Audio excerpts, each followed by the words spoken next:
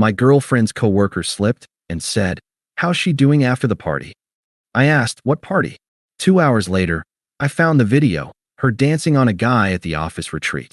I watched it once, packed my things, and disappeared. She called me 47 times that night. I never answered. Hey viewers, before we move on to the video, please make sure to subscribe to the channel and hit the like button if you want to see more stories like this. Thanks. I'm not a jealous guy. I never have been. If anything, I was always a little too trusting. The sure, go have fun boyfriend who never checked her phone or questioned her friendships or asked where she was going. I believed, stupidly, that mutual respect was enough. That if you loved someone, you didn't need to interrogate them. You didn't need to track their location. You just trusted. That day taught me exactly how wrong I was. It started with something small. Stupid small. A comment. One sentence. 7 words. I'd stopped by her office building that Monday afternoon to drop off her laptop charger. She'd forgotten it that morning and texted me in a panic. I figured I'd swing by during my lunch break, hand it off, maybe grab a quick coffee with her. That's when I ran into Daniel in the lobby. "Hey man," her co-worker Daniel said with that fake friendly cheeriness. "How's she doing after the party?" I blinked. "What party?" He froze. Actually froze. Like someone paused him with a remote. His eyes widened just slightly. Then he covered it with a laugh that was way too loud. "Oh, nothing. Never mind, man." "No," I said, calm, neutral. "What party?" His face turned red, and he rubbed the back of his neck. "Just I thought you knew. It's not important." That was the moment, right there. The weirdness. The immediate shift from casual coworker banter to evasive panic. The way he couldn't meet my eyes. The way he shuffled his feet like a kid caught doing something wrong. Something inside me chilled. I didn't push it. I didn't accuse. I didn't even let my voice rise a single notch. I just repeated softly, "What party?" He faked a cough. "Office retreat. This past weekend." "She didn't tell you." That was when I knew something was off. Not just because she hadn't mentioned it, though that was weird enough, but because she'd told me she spent that weekend at her friend Amber's. A self-care weekend, she called it. A girls' night. Face masks, wine, movies. I even bought them their favorite snacks. I stayed home alone, thinking nothing of it. Now Daniel was acting like a man about to bolt. "Right," I said. "The retreat." He nodded way too eagerly. Yeah, it was nothing. Just team-building stuff. Totally routine. Sure, routine. Except he looked like he wanted to vanish into the floor. He fled with some excuse about a meeting, and I didn't chase him. I didn't go upstairs to see her. I left the charger at the front desk and walked back to my car. I sat there for a while, staring at the dashboard, feeling this heavy, nauseating swirl in my stomach. She had lied. That alone wasn't proof of anything, but it was enough to make my brain run through the highlight reel. The sudden need for alone time, the constant checking her phone, the new office friendships, the nights she came home late, the "don't worry about it" explanations, the weird emotional distance. I had ignored all of it.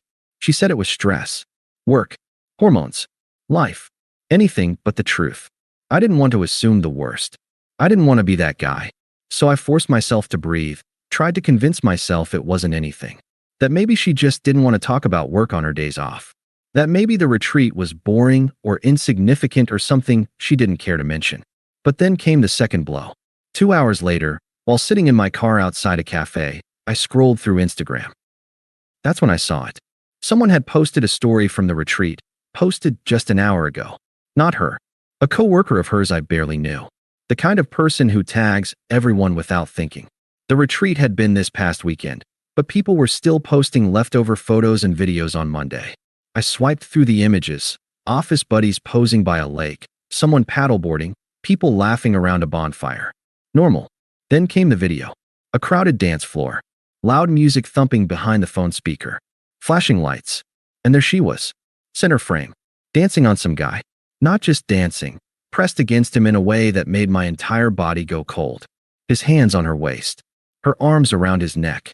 Her head tilted back as she laughed. Her smile. I knew that smile.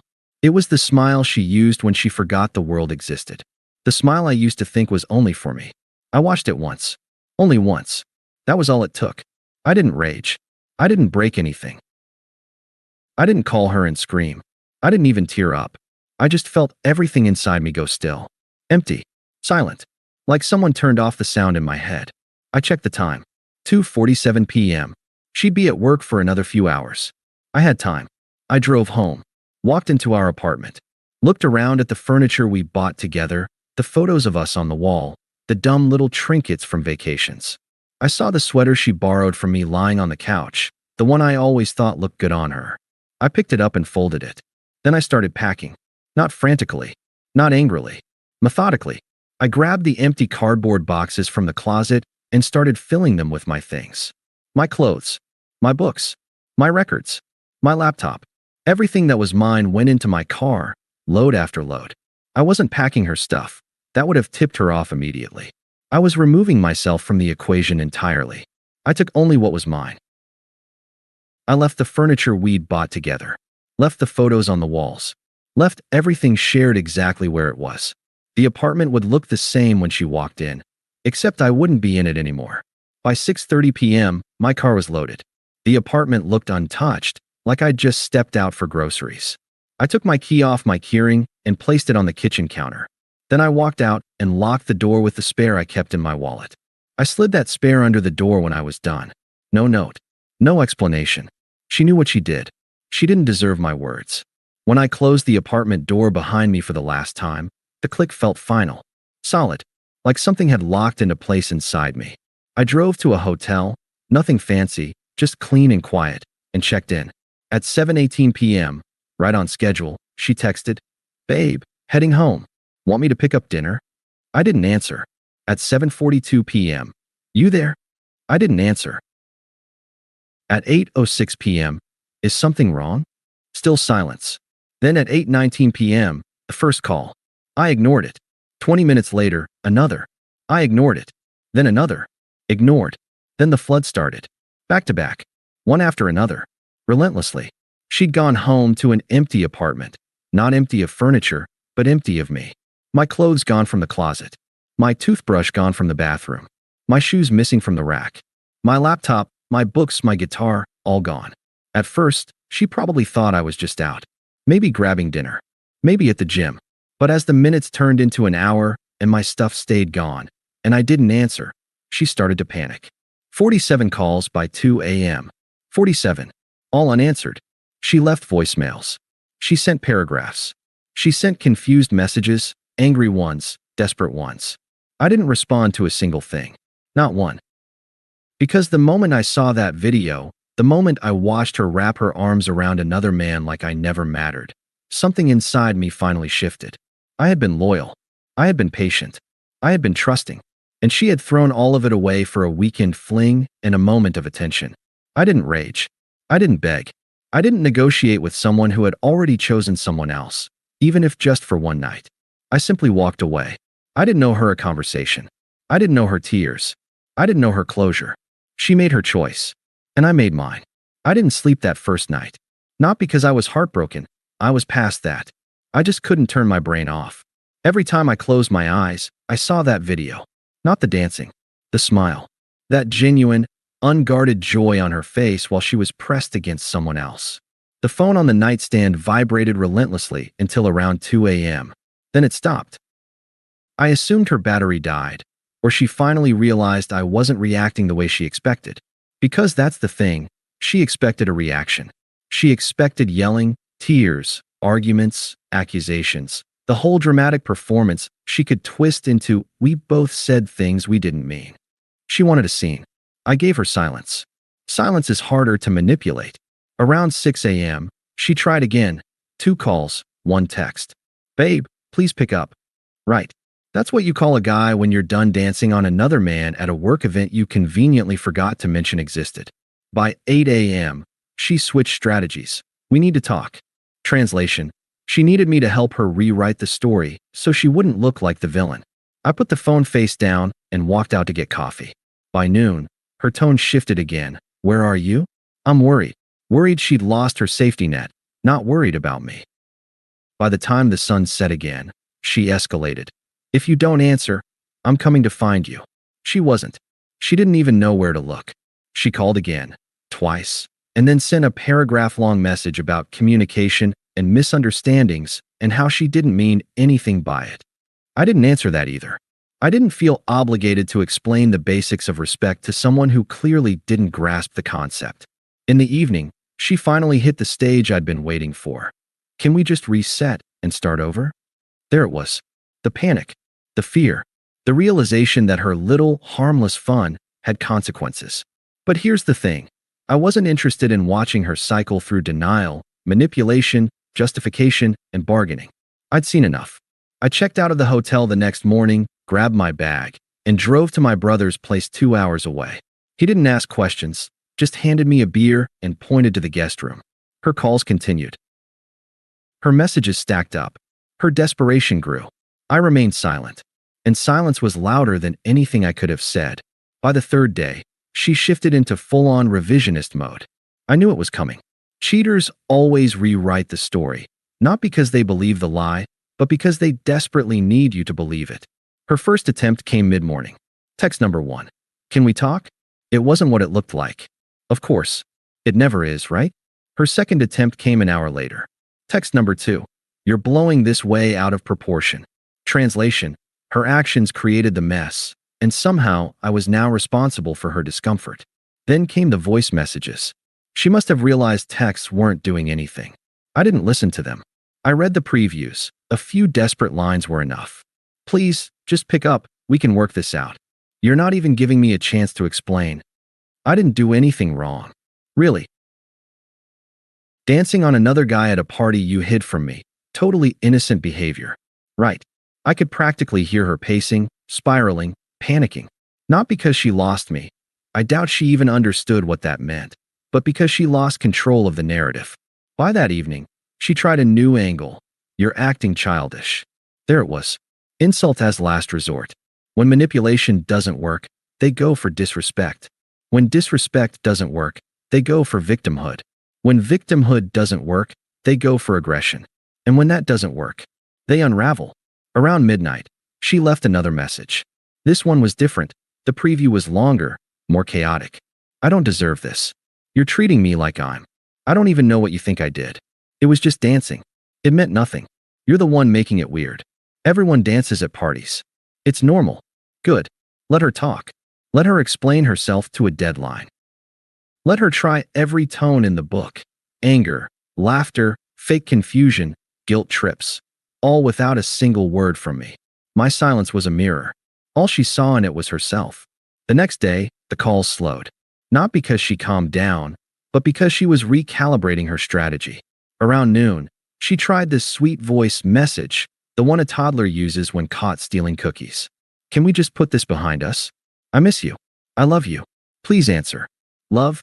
Interesting time to remember that word. Later that afternoon, I got a different type of text, the one written after she rehearsed it in front of a mirror, trying to sound rational. I think the healthy thing is to communicate. Running away solves nothing. Running away? I didn't run. I walked. Calmly. Quietly. Efficiently. She was timing the messages now. Spacing them out. Trying not to look desperate. She was still desperate. Around 7 p.m., she finally cracked and sent the confession she thought would reel me back in. I only danced with him because I felt insecure and wanted your attention. I didn't mean to hurt you. Ah, yes. Her pain was my fault now. Then, I didn't tell you about the party because I didn't want you to overreact. Translation, she planned to hide it. And she would have kept hiding it if the coworker hadn't slipped. Her panic wasn't that she danced with someone else. Her panic was that I found out. By nightfall, she tried calling from blocked numbers. I let them ring out. I didn't decline. Declining gives them power. It tells them you're watching. Letting it ring tells them nothing. She sent one final message before midnight. If you still care about me, please pick up. If not, I don't know what I'll do. A classic, performative crisis. She was fishing for reassurance, not offering accountability. She didn't get either. I put the phone face down, turned off the lamp, and lay in the dark listening to the silence. The silence between her messages was getting longer, because slowly, painfully, she was beginning to understand. She had lost access to me. Not because I was angry, because I was done. By the 5th day, the silence wasn't just something she noticed. It was something she feared. Her messages became scattered, uncoordinated, raw. The curated tone was gone. The let's talk calmly persona evaporated. The "I didn't mean anything by it" angle no longer worked on a man who refused to show emotional weakness. This is where the karmic unraveling began. I didn't orchestrate anything. I didn't need to. She was her own demolition crew. It started with a text from her best friend, someone I barely tolerated, someone who always acted like she had a secret scoreboard of who deserved who. "Hey, I think you and Emma should talk. She's been having a rough few days." I didn't reply. The friend tried again. "She said you just disappeared? That's not cool." "Oh, beautiful." She had started spinning her own version of events. I imagined her telling people, "He's being dramatic. He's ghosting me. He's immature." Sure, because actually admitting, "I hit a party, danced all over a guy at work, got caught, and now he walked away without a single word," didn't paint her as the victim. Later that evening, her coworker, the one who slipped, messaged me from an unknown number. "Dude, I didn't mean to cause problems. I thought she told you." I didn't reply, but that told me everything. She was blaming him now. She must have confronted him at work, probably in front of people, probably in that sharp, defensive tone she used when cornered. I pictured the scene, her raising her voice, coworkers staring, him standing there awkwardly as she demanded explanations for a situation she herself created. When manipulative people lose control, they go feral. A few hours later, she texted again, this time in rapid-fire bursts. "Why are you doing this? We can fix this." It was nothing. "Are you with someone else? Just answer me." I didn't answer. That night, she showed the first cracks of consequences she couldn't talk her way out of. At 2 a.m., is this because of the video? It wasn't that bad. At 2:06 a.m., everyone was drunk. At 2:09 a.m., he was drunk too. You should have seen him stumbling. At 2:11 a.m., why did you take all your stuff? That was psycho. Oh, there it was. The fallback. Insult the man who won't engage. When manipulation fails disrespect. When disrespect fails desperation. At 2:30 a.m., another text. Can you please just talk to me? Please. Her tone had cracked. No more acting tough. No more pretending she wasn't worried. She was unraveling. And she didn't even realize the best part. I wasn't punishing her. I wasn't playing games. I wasn't doing anything. Her downfall was entirely self-inflicted. The next morning, I woke up to a string of voice messages from her mom's number. A voice I recognized but hadn't heard directly in a while. Sugary sweet, patronizing, the kind of "I raised an angel" tone that makes your stomach twist. "Hi, sweetheart. I don't know what's going on between you two, but Emma is devastated. We all make mistakes. You can't just abandon her." Ah yes, the family guilt brigade. I didn't reply. Then, "She loves you. Relationships require forgiveness." Translation, I don't care what she did. Fix it so she stops bothering us. By noon, I got the predictable final message from her mom. Please call her. She can't sleep. Well, neither could I that first night, though for very different reasons. She couldn't sleep because she was spiraling. I couldn't sleep because I was processing the end of a relationship. But I woke rested, focused, free. Meanwhile, she was crumbling, trying every angle, every voice, every manipulative trick she'd ever used, and none of it worked. Because for the first time in her life, she hit a wall she couldn't charm, guilt trip, or manipulate. A man who genuinely didn't need anything from her. By sunset, she tried one last rewrite attempt. If you're going to throw everything away over one dance, then I guess you weren't the man I thought you were. I laughed, quietly, to myself. She still believed she controlled the narrative. She didn't realize the truth, the part that would hit her even harder once she saw it. I wasn't throwing away anything. I was letting go of dead weight. And she was finally starting to understand that nothing she said, not a single sentence, could change the one thing that terrified her. She had lost access to me. And access was all she ever valued. She finally showed up in person. I'd gone back to the city by then, stayed at a different hotel closer to work. I wasn't hiding from her, but I also wasn't making myself available. I was walking out of a coffee shop near my office when I saw her car parked across the street. She was leaning against it, arms crossed, looking like she'd been waiting. When she spotted me, she straightened up, eyes wide and frantic. Not at my door. She didn't know exactly where I was staying, but she'd figured out my routine, my workplace, the coffee shop I always went to. I saw her through the window before I walked out, standing by the curb, pacing, hair messier than usual, eyes red. A woman who used to obsess over her image now looked unhinged. Perfect. I walked out calmly, hands in my pockets, posture relaxed, like I was greeting a distant acquaintance. I didn't rush. I didn't stiffen. I didn't react to her frantic energy. She rushed toward me like a hurricane. Why are you ignoring me? She was close, too close, her voice cracking, breath uneven. I took a step back. Her eyes flicked to the distance I created. She hated that. I've been calling you, she continued, her tone jumping between anger and panic. Texting, leaving messages. You can't just disappear like that. That's not fair. Fair. I repeated, not with anger, just the word, flat, uncharged. She flinched at the lack of emotion in my voice. She wanted anger. Anger is still engagement. But I wasn't offering that. She threw her hands in the air. It was one dance. That's all. One stupid moment. Everyone was drunk. You're really willing to throw everything away over that? I didn't respond. Silence stretched. She filled it, like I knew she would. I didn't even do anything. I didn't cheat. I don't understand what you think happened. I pulled out my phone. I opened the video. I held it up, screen facing her. Not aggressively, not accusatory, just a display of evidence. She slapped her hand over her mouth. Not guilty, embarrassed. And then she said the line that sealed it. That's not. You're taking it out of context. I put the phone away. You hid the party, I said. Calm. Steady. You hid the video. You hid the guy. I didn't hide anything, she argued, her voice rising. I just didn't think it was important. There it was. The truth. She didn't think respect was important. She didn't think loyalty was important. She didn't think me was important. She only cared now because I walked away. She stepped forward again, voice softening. Can we just talk? Please. I miss you. I love you. I made a mistake. No, I said. Just that. One word. Her face crumpled. Not from heartbreak, from losing control. You're being ridiculous, she snapped. You can't just judge me based on one thing you saw. You're supposed to trust me. I tilted my head slightly. It wasn't dramatic. It was clinical. You don't get to lecture me about trust, I said. Not after lying. I didn't lie, she insisted. You didn't tell the truth, I corrected. Same thing. She blinked rapidly, the panic returning. So what now? You're leaving me? Just like that.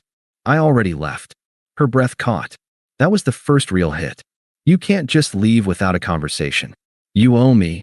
I don't owe you anything. Not a raise of my voice. Not a shift of my tone. Plain fact. She stared at me, stunned, as if I slapped her with logic. I continued. You made your choices. I made mine. That's it. Her eyes filled with tears, not sadness, but frustration. She hated the lack of emotional leverage. Please, she whispered. Just come home. We can fix it. I swear I'll do better. I'll change. I just need you. I looked at her, really looked at her, not with nostalgia or longing or pain, just observation. You missed the version of me that tolerated you. She froze. And that version of me doesn't exist anymore. She opened her mouth, closed it, opened again, searching for a comeback, anything that would give her the upper hand again. Nothing came. Finally, I added the final line, calm, steady, definitive. You don't have access to me anymore. She stared at me like the ground had dropped beneath her feet, and I walked away. No dramatic exit. No final look back. No apology. No softness. Just distance. Distance she could never cross again. Thanks for watching. Make sure to subscribe to the channel and hit the like button. What do you think about this story? Share it in the comments.